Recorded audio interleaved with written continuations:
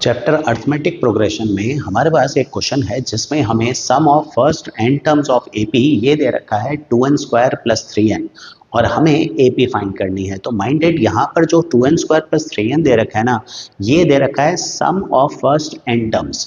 तो सम of first n terms जब हमें 2n² + 3n दे रखा है, तो क्योंकि ये जनरल सम है तो मैं इसमें अगर n की जगह पर 1 रखूंगा तो मुझे मिलता है S1 जो कि आता है 2 × 1² + 3 × 1। सॉल्व करने पर ये मिलता है 5 और n की वैल्यू 2 रखने पर मुझे S2 मिलता है 2 × 2² + 3 × 2।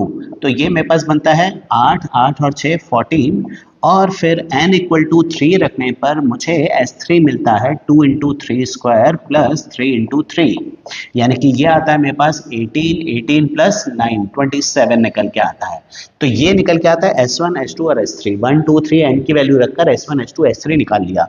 यह है 5, 14, 27।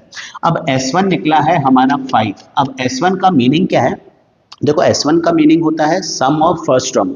अब सम ऑफ फर्स्ट टर्म तो क्या होता है? फर्स्ट टर्म खुद ही होती है। तो S1 जो होता है वही A1 होता है। ये निकल के आया 5 और S2 ये हमें दे रखा है 14। अभी हमने निकाला 14। तो S2 का मतलब सम ऑफ फर्स्ट टू टर्म्स। तो A1 + A2 14 आया। इस हिसाब से अगर मैं A1 को 5 रखूं तो A2 क्या निकल के आता है? 14 - 5 यानी कि 9 और S3 ये मेरा निकल के आया था अभी 27। अब S3 का मतलब है A1 + A2 + A3, ये 27 है। तो A1 और A2 कितना बने हैं? 5 और 9 14। तो A3 कितना निकल के आएगा? 14 इधर जाकर माइनस होगा तो 13 निकल के आएगा। मतलब हमारी फर्स्ट टर्म क्या निकलती है? 5, सेकेंड 9, थर्ड 13। तो हमारी जो AP बन के आती है वो बन के आती है 5, 9, 13 एंड सो ऑन।